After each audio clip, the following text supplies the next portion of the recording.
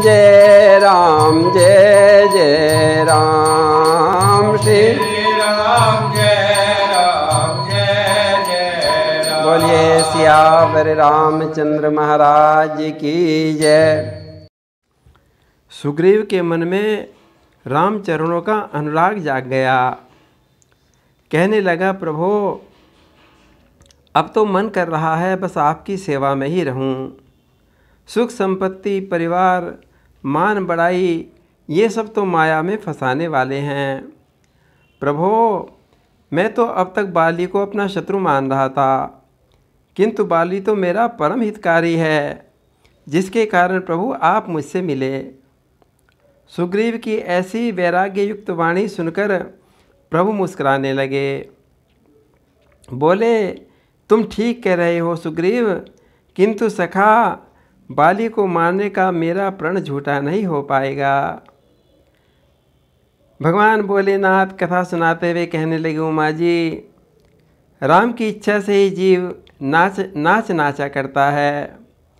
पहले सुग्रीव के लिए बाली शत्रु था, अब उसे मित्र समझ रहा है, किंतु राम को तो बाली को मारना है। राम मदारी हैं, जीव बंदर की तरह है। जैसे में जीव को नचाएंगे वैसे ही तो नाचेगा। नट मरकट इव सब ही नचावत, राम खगेश वेद अस गावत। और सुग्रीव के साथ राम जी बाली के पास पहुंच गए। सुग्रीव ने बाली को ललकारा। ललकार सुनकर बाली दौड़ पड़ा। बाली की पत्नी तारा ने बाली को चरण पकड़कर समझाया। कहने लगी कि हे स्वामी सुनिए, सुग्रीव के मित्र दोनों राम लक्ष्मण बड़े बलशाली हैं, युद्ध में काल को भी जीत सकते हैं। तुम उनसे लड़ने मत जाओ। कौशलेश सूत लक्ष्मण रामा, कालहु जीत सकहि संग्रामा। तब बाली समझाता है कि तारा तुम तो डरपोक हो। तारा राम तो समदर्शी हैं, भले मुझे क्यों मारेंगे, और यदि मार भी दिया तो मैं तो कृतार्थ हो जाऊंगा। ऐसा कहकर महाअभिमानी बाली चल पड़ा। सुग्रीव तो मेरे सामने तिनके के समान हैं। जाते ही एक घूसा सुग्रीव को जमा दिया। बाली का वज्र के समान घूसा पड़ते ही सुग्रीव तो व्याकुल होकर भाग चला।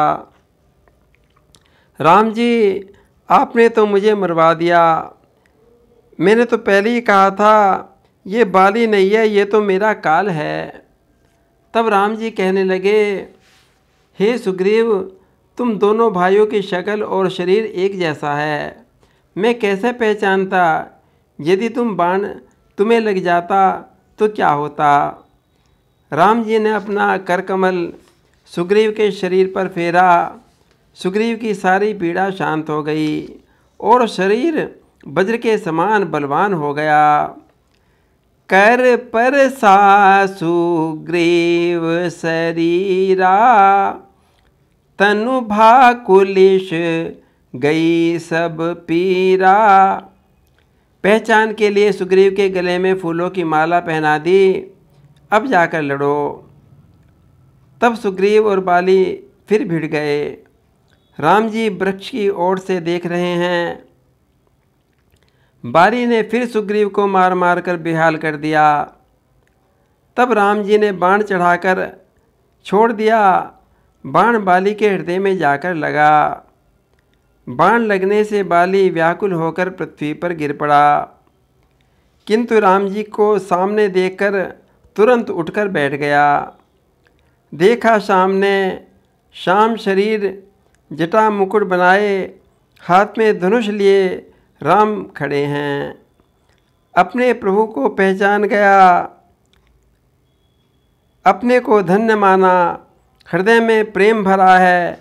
किंतु मुख से कठोर वचन कहने लगा, उलाहना देने लगा। राम जी, आपका अवतार तो धर्म के लिए हुआ है, फिर मुझे शिकारी की तरह क्यों मारा? मैं दुश्मन हो गया और सुग्रीव प्यारा हो गया। बताओ प्रभु, आपने मुझे क्यों मारा? मैं बैरी सुग्रीव प्यारा, अवगुण कमन नाथ मोहि मारा।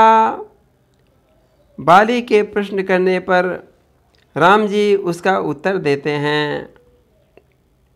बाली, देखो, छोटे भाई की स्त्री, बहन, पुत्रवधू और कन्या, इनको यदि कोई कुदृष्टि से देखे तो उसे मारने में कोई पाप नहीं होता।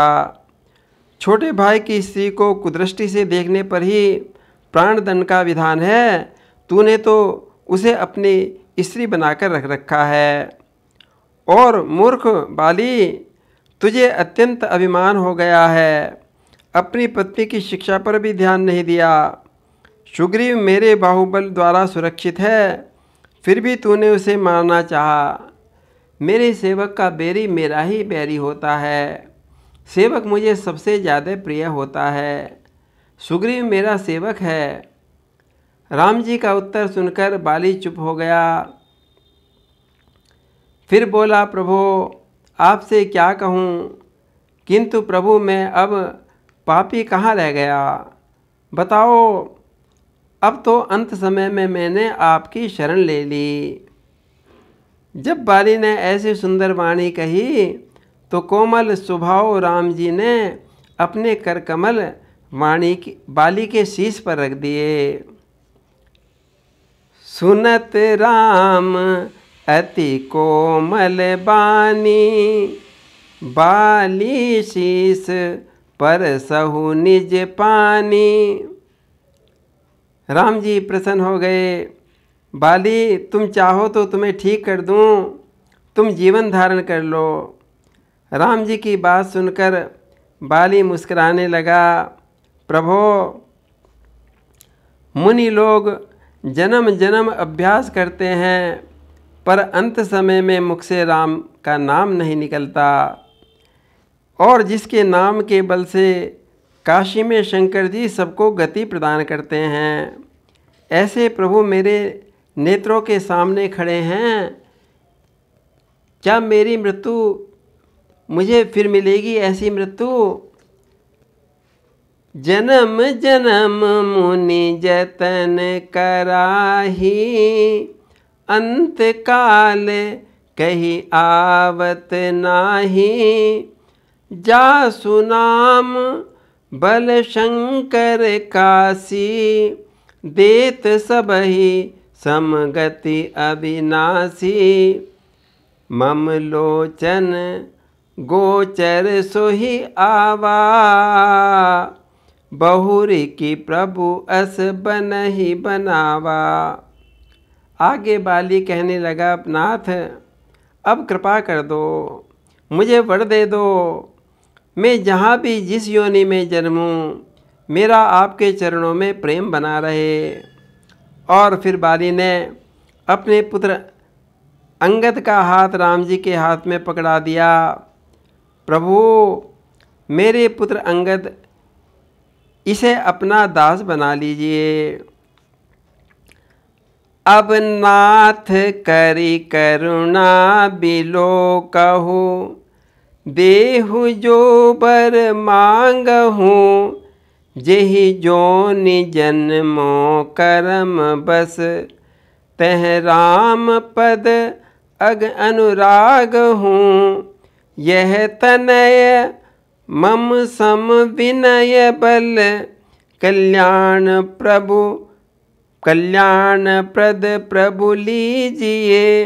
गही बाँसुर नर नार, आपन दास अंगद कीजिए। अंगद जी का हाथ राम जी के हाथों में सौंपकर राम चरणों में प्रीति करके बाली ने देह त्याग दिया। तन त्याग करते समय कुछ भी कष्ट नहीं हुआ। जैसे हाथी के गले से फूल की माला गिर जाती है और हाथी को पता ही नहीं चलता। बोलिए भक्त और भगवान की जय।